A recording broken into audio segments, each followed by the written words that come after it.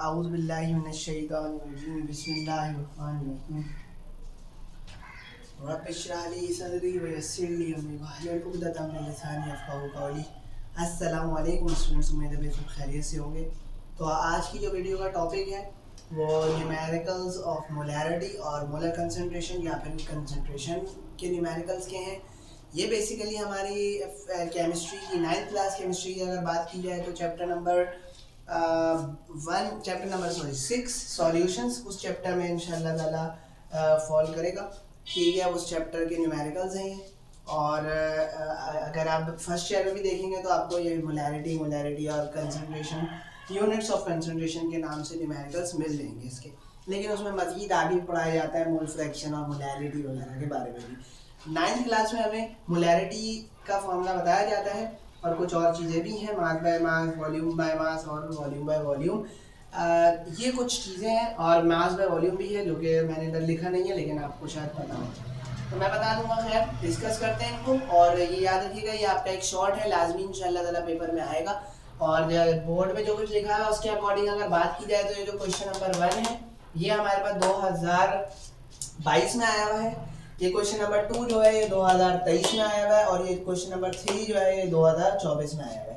तो ये आपके पास टोटल मैंने 3 साल जब से नई बुक बनी है उस वक्त तक अभी तक 3 पेपर हो चुके हैं इस बुक से, तो उसके तीनों क्वेश्चंस यहाँ पे मैंने लिख दिए हैं। और इसके अलावा एक्स्ट्रा भी लिखा है फॉर्मूले के पेज में। यहाँ पे जो फॉर्मूले के पेज है इसमें मैंने एक्स्ट्रा भी लिखा हुआ है। तो सबसे पहले हम डिस्कस कर लेते हैं फार्मूलाज को। तो फार्मूलाज सबसे पहले डिस्कस करते हैं भाई। तो फार्मूलाज में आप देखेंगे कि न्यूमेरिकल्स ऑफ मोलैरिटी और मोलर कंसंट्रेशन के फार्मूलाज हैं 1, 2 और 3। अच्छा, इन दोनों से तो सवाल बन चुका है जैसा कि मैंने अभी आपको दिखाया, ठीक है। अच्छा, क्वेश्चन नंबर 3 यानी फार्मूला नंबर 3 जो है इससे सवाल नहीं बना, लेकिन बहुत पॉसिबल है कि बन जाए क्योंकि हमारी बुक में मौजूद है, तो आप इंशाल्लाह ताला उनको भी सॉल्व कर सकते हैं। अभी मैंने इस वीडियो में इनसे रिलेटेड कोई क्वेश्चन नहीं करवाऊंगा, मैं सिर्फ फार्मूलाज बता रहा हूँ ताकि आप आराम से सॉल्व कर सकें। अगर किसी को मसले मसाइल हो तो 1 डिवीजन मुझसे पूछ सकते हैं। तो फॉर मोलैरिटी का फॉर्मूला होता है number of moles of solute पर यूनिट वॉल्यूम या moles of solute divide by volume of a solution, NdMq। Moles divide by volume simple form में अगर याद की जाए तो मोलैरिटी को कैपिटल M से शो किया जाता है, नंबर ऑफ मोल्स को N से शो किया जाता है स्मॉल n से, और वॉल्यूम को V से शो किया जाता है DMQ। ये जो ब्रैकेट में DMQ लिखा है इसका मतलब है वॉल्यूम लाजमी DMQ में होनी चाहिए। मोलैरिटी के लिए आपने याद रखना है, मोलैरिटी के लिए वॉल्यूम को लाजमी DMQ में करना है। अगर DMQ में है तो वेल एंड गुड, और अगर DMQ में नहीं है तो उसे CM3 से DMQ में चेंज करेंगे। वॉल्यूम के यूनिट्स के बारे में मैं ऑलरेडी पिछली क्लास में बता चुका हूँ, तो इसमें अभी हम ज्यादा टाइम वेस्ट नहीं करते। तो कंसंट्रेटेड सॉल्यूशन बराबर होता है डाइल्यूट सॉल्यूशन के, ये दूसरा फॉर्मूला है। कंसंट्रेटेड सॉल्यूशन ही, अब यहाँ नीचे देखें, कंसंट्रेटेड सॉल्यूशन ही स्टॉक सॉल्यूशन होता है। पाकिस्तानी तरीके से अगर इसको बताया जाए तो कंसंट्रेटेड सॉल्यूशन वो होता है जो कि आपको मतलब ऑलरेडी गिवन हो, और डाइल्यूट सॉल्यूशन वो होता है जिसको आपने बनाया हो। कैसे बनाएंगे किसी चीज को, हाउ डू यू प्रिपेयर सवाल आ जाए तो याद रखिएगा कंसंट्रेटेड सॉल्यूशन और डाइल्यूट सॉल्यूशन वाला फॉर्मूला लगेगा जिसमें 2 मोलैरिटी और 2 वॉल्यूम्स होंगी। जो M2 और V2 होगा वो हमेशा डाइल्यूट सॉल्यूशन का होगा और M1 और V1 हमेशा कंसंट्रेटेड सॉल्यूशन का होगा। कंसंट्रेटेड सॉल्यूशन स्टॉक सॉल्यूशन भी बोला जाता है, ये मैं भी आपको रिपीट कर दिया, ठीक है। डाइल्यूट सॉल्यूशन वो सॉल्यूशन होता है जो हमने प्रिपेयर किया होगा, ठीक है, या प्रिपेयर करना होगा। तो इस तरह की कंडीशन में डाइल्यूट सॉल्यूशन का अभी न्यूमेरिकल आएगा तो आपको और समझ में आ जाएगी। परसेंटेज के फॉर्मूलाज ये हैं, A, B, C और D भी हो सकता है, मैंने लिखा नहीं है, मैं आपको यहीं पे बता देता हूँ। मास बाय मास परसेंटेज होती है, वॉल्यूम बाय मास परसेंटेज होती है, वॉल्यूम बाय वॉल्यूम परसेंटेज होती है, और इसी में मास बाय वॉल्यूम परसेंटेज भी होती है। अगर मास बाय वॉल्यूम है तो आपको अभी मैं बताता हूँ होगा क्या। पहले तो आप मास बाय मास समझ लें। मास बाय मास परसेंटेज होती है mass of solute divide by mass of solution. अब सबसे बड़ा मसला ये होता है बच्चों को, अक्सर बच्चों को सॉल्यूट, सॉल्वेंट और सॉल्यूशन में फर्क नहीं पता होता। तो सबसे पहले तो सॉल्यूट, सॉल्वेंट और सॉल्यूशन का फर्क समझ लेते हैं ताकि आपके लिए न्यूमेरिकल्स में भी आसानी हो और कभी एग्जाम में पॉइंट ऑफ व्यू से अगर कोई सवाल आ रहा है तो आप बता भी सकें डेफिनेशंस के थ्रू, ठीक है। तो बहुत बेसिक सी चीजें आपको पता होनी चाहिए। होपफुली बहुत सारे बच्चों को पता होगा, और बहुत सारे ऐसे भी होंगे जिनको नहीं पता। जिनको नहीं पता उनके लिए मैं बता देता हूँ। तो सॉल्यूट और सॉल्वेंट वो होते हैं। सॉल्यूट क्या होता है, जैसे मैं इसको एग्जाम्पल से डिफाइन करता हूँ। सोडियम क्लोराइड नमक, टेबल सॉल्ट, जो हम लोग अक्सर खाने में पकाते हैं, खाने पकाने में डालते हैं, ठीक है, नमक। तो टेबल सॉल्ट है और उसमें एक गिलास पानी है मेरे पास। अब नमक को मैं पानी में डाल लूँ, इसका मतलब ये हुआ जो पानी है वो क्या है, सॉल्वेंट है, और नमक क्या है, जिसको डाला जा रहा है वो सॉल्यूट है। याद रखिएगा, जिसको डुबाया जा रहा हो, जिसको मिक्स किया जा रहा हो, वो क्या होता है, सॉल्यूट, और जिसमें मिक्स किया जा रहा हो, जिसमें डुबाया जा रहा हो, वो सॉल्वेंट होता है। ये बहुत की वर्ड है, इसको बस याद रखिए। सही है। आई होप सो आपको ये बात समझ में आ गई होगी, सॉल्यूट और सॉल्वेंट का डिफरेंस समझ में आ गई बात। तो और ये एक और बात याद रखिएगा, एक और मैं आपको बताऊं, इसका तरीका बहुत अच्छा है। यूनिवर्सल सॉल्वेंट के लफ्ज से याद रखिएगा, water is a universal solvent. पानी में तकरीबन हर चीज घुल जाती है, तो पानी जो है वो यूनिवर्सल सॉल्वेंट है, इस तरीके से याद रखिएगा। अच्छा जी, मास बाय मास, सही है, वॉल्यूम बाय देखिए मास बाय मास का, देखिए मास ऊपर मास नीचे, बस ऊपर सॉल्यूट का मास, नीचे सॉल्यूशन का मास। अब सॉल्यूशन क्या होता है, सॉल्यूशन क्या होता है, मास ऑफ सॉल्यूशन कैसे पता चलेगा, यहाँ पे कहीं भी फॉर्मूले के पेज में नहीं लिखा हुआ कि मास ऑफ सॉल्यूशन कैसे आएगा। तो आपको पता होना चाहिए मास ऑफ सॉल्यूशन। अगर सॉल्यूट का मास और सॉल्वेंट का मास गिवन है तो आप सॉल्यूशन का मास निकाल सकते हैं। कैसे निकालेंगे, दोनों को ऐड कर देंगे, सॉल्यूट के मास को और सॉल्वेंट के मास को ऐड कर दिएगा, सॉल्यूशन का मास पता चल जाएगा। समझ में आ गई बात। अगर इन केस आपको मालूम करना हो, अगर नहीं सॉल्यूशन ही पता है, मास ऑफ सॉल्यूशन ही पता है, तो डायरेक्ट इधर हम डायरेक्ट पुट कर देंगे।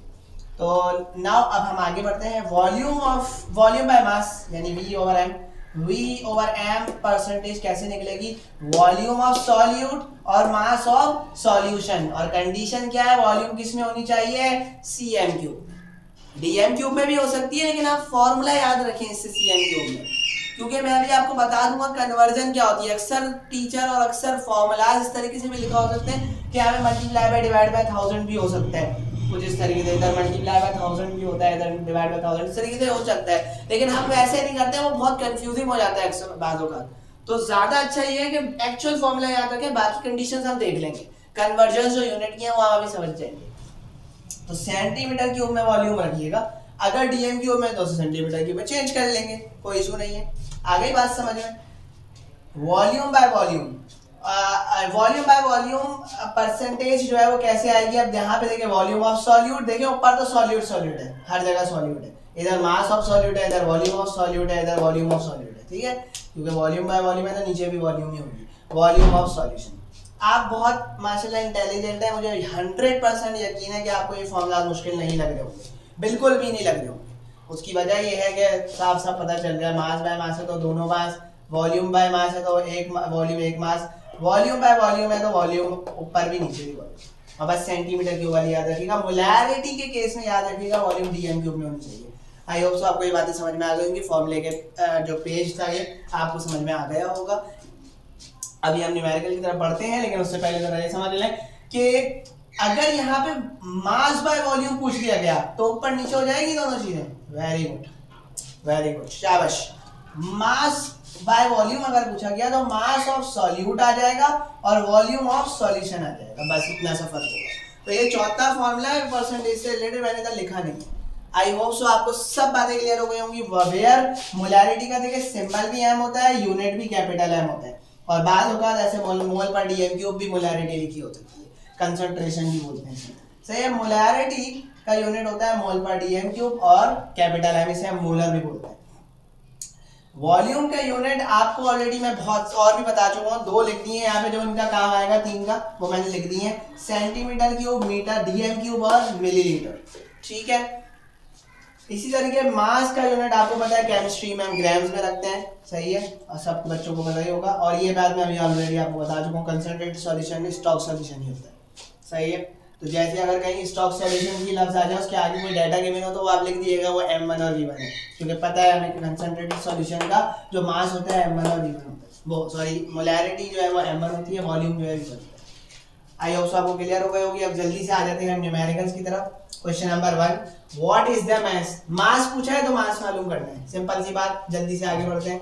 ऑफ ऑक्सैलिक एसिड, उसका केमिकल फार्मूला पता है C2H2O4, required to prepare 100 centimetre cube. ये वॉल्यूम गिवन है, सेंटीमीटर क्यूब से पहचान लिया वॉल्यूम है।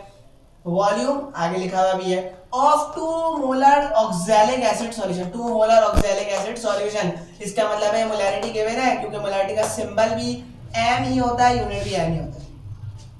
यहाँ पे देखें, आपको मैं ऑलरेडी बता चुका हूँ ये बात, सही है। आगे बढ़ते हैं हम, वापस आ जाए तो मोलैरिटी समझ में आ गई बात। सॉल्यूशन वी नो, हम जानते हैं कि, अब देखें बहुत ध्यान से समझिएगा इसको। सबसे पहले तो मोलैरिटी गिवन है, मैंने फौरन सेंटीमीटर क्यूब से डीएम क्यूब में चेंज कर लिया, वॉल्यूम को डेटा में फौरन कर लिएगा। मोलैरिटी पता थी तो उसका मतलब है मोलैरिटी के फॉर्मूले का इस्तेमाल होना है, तो उसका मतलब है वॉल्यूम डीएम क्यूब में रखेंगे। क्लियर हो गई बात। वो कैसे चेंज होती है? सेंटीमीटर क्यूब से डीएम क्यूब में जाने के लिए डिवाइडिंग बाय 1000। सबको समझ में आ गया होगा। अब क्योंकि ये सब मैंने ऑलरेडी सॉल्व किया, क्योंकि अभी थोड़ी देर पहले क्लास खत्म हुई है, तो मैंने बोला कि अब ये सॉल्व हुआ था, हाथ के हाथ समझा भी, तो कुछ बच्चे एब्सेंट थे इस वजह से, ठीक है। वी नो मोलैरिटी जो है वो मोल्स अपॉन वॉल्यूम के बराबर होती है, सही है। या ऑलरेडी आपको फॉर्मूला भी मैंने पढ़ाया, वॉल्यूम इन डीएम क्यूब। अच्छा, ये क्या मैं ऐसे लिख सकता हूँ? सब बच्चे समझ गए होंगे और बोलेंगे हाँ बिल्कुल, वेरी गुड, ऐसे लिख सकते हैं। एक ही बात है ना, एन इससे मल्टीप्लाई होगा, एन अपॉन वी हो जाएगा। लिखने का मकसद क्या है? मकसद ये है कि हमें यहाँ पे मोल्स का तो कोई काम ही नहीं है डाटा में, हमें तो मास मालूम करना है। तो मास को मोल्स में कैसे कन्वर्ट करेंगे? मोल्स के फॉर्मूले में मास आता है, हमें पता है ये फॉर्मूला चैप्टर नंबर 1 में पढ़ा है आपने। Mass upon molecular mass of कोई भी कंपाउंड इज कॉल्ड मोल्स, ठीक है। अब जो कंपाउंड यहाँ पे इस्तेमाल हुआ है उसका मॉलिक्यूलर मास होगा, C2H2O4 इस्तेमाल हुआ है तो उसका ही मास निकालेंगे हम, मॉलिक्यूलर मास। तो मास अपॉन मॉलिक्यूलर मास, आगे आप लिख भी सकते हैं ऑफ C2H2O4 या ऑक्सैलिक एसिड पूरा लिख सकते हैं, लेकिन ना भी लिखें कोई इशू नहीं है।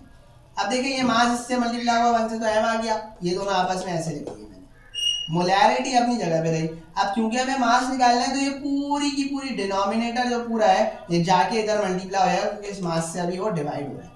ये मास से ये पूरी चीज डिवाइड हो रही है ना, डिवाइड का साइन लगा है, पूरी की पूरी उठ के इधर जाके मोलैरिटी से मल्टीप्लाई हो जाएगी। और एग्जैक्टली ये काम इस स्टेप पे किया है। ये बातें आपको समझ में आ गई होगी। इक्वेशन 1 बना दी। क्यों बनाई है भाई इक्वेशन 1? मुझे मोलैरिटी तो पता थी, मुझे वॉल्यूम भी पता है डीएम क्यूब वाली 0.1, मुझे मॉलिक्यूलर मास नहीं पता।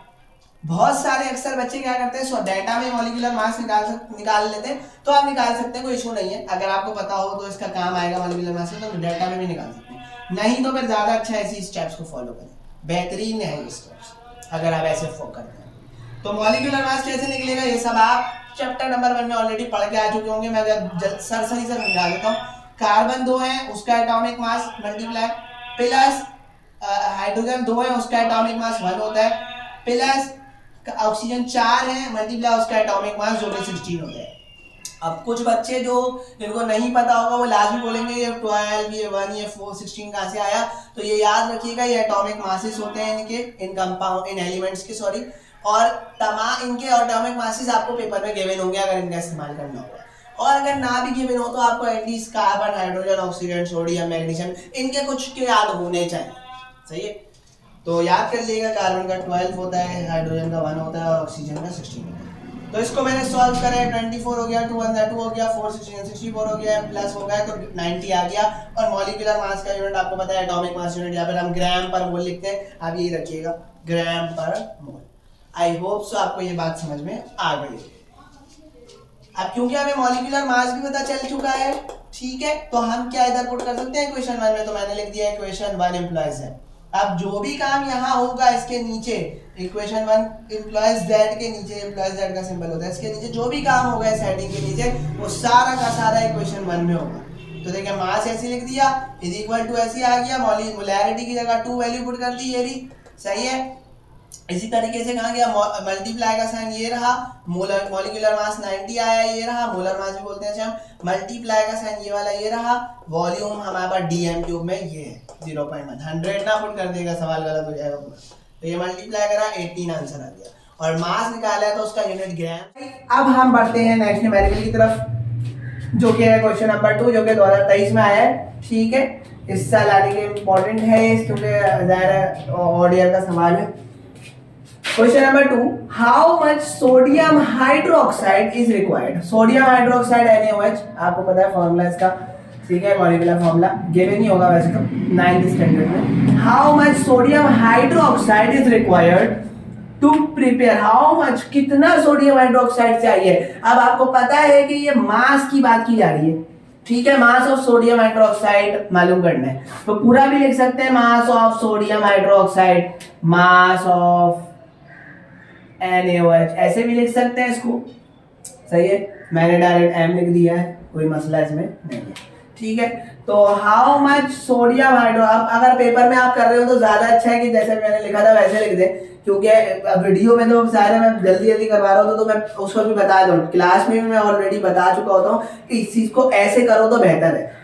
अभी हम क्यों समझ रहे हैं चीजों को तो हम फिर ऐसे भी कर सकते हैं, वरना कोई ऐसा मसला नहीं है, इसमें भी नंबर इंशाल्लाह आपको मिल जाएंगे, लेकिन कोशिश करेंगे जितनी अच्छी प्रेजेंटेशन होगी उतने ही अच्छे मार्क्स गेन करेंगे, क्योंकि इन सवालों की भर्ती 3 नंबर की है, शॉर्ट में आएगा, तो फिर ज्यादा अच्छा है कि मौका ना दिया जाए किसी भी टीचर को, चेकर को, किसी भी चेकर को नंबर काटने का, सही है, हो सकता है वो नंबर काट ले इस तरीके से, सही है। तो आप पेपर वगैरह में, मेरे पेपर में या अक्सर स्कूल वगैरह में या कॉलेज में अगर फर्स्ट ईयर में, तो वो तो लिख सकते हैं ऐसे शॉर्ट फॉर्म्स में, लेकिन अगर आप 9th स्टैंडर्ड की बात कर रहे हैं, 9th स्टैंडर्ड के, तो आप कोशिश करें कि आप फिर जो है ना पूरा लिख लें, मास ऑफ सोडियम हाइड्रोक्साइड पूछा है तो उसको ऐसे लिख लें, mass of NaOH। I hope so आपको समझ में आ गया। अच्छा, इसके आगे आप इस तरीके से लिख सकते हैं, मैं बस शॉर्ट फॉर्म में बता रहा हूँ, is equal to M is equal to मालूम करना है, मतलब mass of sodium hydroxide is equal to M, इसको मैं M बोल रहा हूँ, डाटा में बता देंगे मैं इसकी जगह मैं M लिखूंगा, तो ऐसे भी लिख सकते हैं। तो आई होप सो आपको ये बात समझ में आ रही होगी, क्योंकि अक्सर टीचर इसमें जो है ना ऑब्जेक्शन करते हैं कि ऐसे नहीं वैसे करो, तो मैंने आपको क्लियर कर दिया, ठीक है। तो मास मालूम करना है, is required to prepare 400 centimetre cube, volume given है, साफ साफ पता चल रहा है, और 0.3 मोलर सॉल्यूशन, ये मोलैरिटी गिवन है, और जब मोलैरिटी गिवन है वॉल्यूम को फौरन DM क्यूब में चेंज कर लेंगे, कैसे करेंगे अब मैं नहीं बता रहा, ये लिखा हुआ है, सही है। और आगे आप बिल्कुल पढ़ना आता होगा, कोई खुद करें लिखा हुआ है, तो इसका मतलब है ये देख लेना डाटा पूरा इस जैसा है, तो ये ऐसे ही सॉल्व होगा इसी सिनेरियो में, तो आई होप सो आप कर सकते हैं। नेक्स्ट आगे बढ़े जल्दी से भाई, question number 3, how do you prepare 100 ml of 0.4 molar MgSO for magnesium sulfate? How do you prepare? अब देखें इसको करने का सबसे आसान तरीका, देखें मैं अभी 1 हटा रहा हूँ क्योंकि अभी तो पहले से डाटा बना हुआ ही था, अब मैं समझा के चुका हूँ तो इसलिए मैंने बनाया हुआ ही था, तो अब मैं आपको बता देता हूँ कैसे बनाना है इसमें technique. How do you prepare का मतलब है कुछ ना कुछ तो मालूम करना है हमने, मुझे नहीं पता कि वॉल्यूम ही मालूम करनी है, अभी मैं ऐसी लिख रहा हूँ इसको, टेक्निक बता रहा हूँ आपको सॉल्व करने की, गलती से बचने की। हाउ डू यू प्रिपेयर, कुछ ना कुछ मालूम करना है। 100 ml ऑफ 0.4, अब देखिए 100 ml वॉल्यूम है और 0.4 मोलर ये मोलैरिटी है of MgSO4 from a stock solution. अब आगे जो भी बात की जाएगी वो कंसंट्रेटेड सॉल्यूशन होगा, फॉर्मूले के पेज में मैंने आपको बताया था स्टॉक सॉल्यूशन ऑफ यानी concentrated solution of 2 molar MgSO4, 2.0 मतलब 2, तो ये 2 मोलैरिटी एक और मोलैरिटी गिवन है। अब हमें पता है कि स्टॉक सॉल्यूशन की जो मोलैरिटी होती है या कंसंट्रेटेड सॉल्यूशन की जो मोलैरिटी होती है वो 1 वाली होती है, तो ये लाजमी M1 होगा, समझ में आ गई बात। और अगर ये M1 है तो फिर ये M2 है, और ये प्रिपेयर करना है ना, हाउ डू यू प्रिपेयर की क्या प्रिपेयर करना है ये चीज, तो इसका मतलब है इसकी वॉल्यूम क्या होगी, V2 होगी, समझ में आ गई बात। और 0.4 इसकी मोलैरिटी होगी, दोनों 2 वाले होंगे क्योंकि ये चीज हमें प्रिपेयर करनी है। अभी मैंने बताया था या जो कुछ हमें बनानी हो या जो बनानी हो या बन गई हो उसी को बोलते हैं V2 डाइल्यूट सॉल्यूशंस में। आई होप सो आपको समझ में आ रही होगी ये बात। नेक्स्ट आगे बढ़ते हैं, तो जाहिर है M1 हमें पता है कि क्या वॉल्यूम मालूम करना है, कितनी वॉल्यूम स्टॉक सॉल्यूशन की होनी चाहिए, कंसंट्रेटेड सॉल्यूशन की होनी चाहिए कि हमें 100 ml MgSO4 मिल जाए 0.4 मोलर। अच्छा जी, अब ये तो आपको समझ में आ गई होगी बात, ठीक है। आगे बढ़ते हैं, सॉल्यूशन देखें भाई, वी नो हम जानते हैं क्योंकि 2 मोलैरिटी 2 वॉल्यूम गिवन है तो कंसंट्रेटेड डाइल्यूट सॉल्यूशन वाला फॉर्मूला लगेगा M1V1 M2V2। अब आपको पता है कि यहाँ पे आपने V1 मालूम करना है, M1 इससे मल्टीप्लाई हो रहा है, नीचे जाके डिवाइड हो जाएगा। अक्सर बच्चे क्या करते हैं, डायरेक्ट पुटिंग करते हैं और सॉल्व करना शुरू कर देते हैं, वो भी ठीक है, लेकिन मैं अच्छे नंबर और इंप्रेशन अगर डालना है तो हमेशा पहले फॉर्मूले को अरेंज किया करें, उसके बाद पुटिंग किया करें। ये मैं गैस लॉस वाले न्यूमेरिकल में भी आपको अच्छे से समझा चुका हूँ, क्योंकि वहां पे तो कन्वर्जन ज्यादा आ रही थी पिछले ही चैप्टर नंबर 5 के न्यूमेरिकल्स में। और आपको पता है कि अभी हमारी सीरीज चल रही है न्यूमेरिकल्स की, केमिस्ट्री में जो जो न्यूमेरिकल्स का टॉपिक लाजमी पेपर में आते हैं वो हम कर रहे हैं। और 9th क्लास की, अगर किसी को नहीं पता अभी नई वीडियो देख रहे हैं, तो 9th क्लास की प्लेलिस्ट खोल सकते हैं, उसमें आपको मिल जाएगी। तो ये आपको समझ में आ गई बात। M2 आपको पता है, V2 आपको पता है, और M1 भी आपको पता है 2। ये सब मल्टीप्लाई हुआ 40 to 40/2 is 20, और वॉल्यूम का यूनिट जो यहाँ पे गिवन था ml, वो यहाँ पे आ जाएगा। आई होप सो आपको ये सब बातें क्लियर हो गई होंगी। जितना कुछ बोर्ड में लिखा हुआ है आपके सामने आ रहा है, आप इसका स्क्रीनशॉट भी ले सकते हैं। मैं मिलता हूँ इंशाल्लाह आपसे किसी और नेक्स्ट वीडियो में। अपना बहुत सारा ख्याल रखिएगा। अस्सलाम वालेकुम रहमतुल्लाहि व बरकातहू।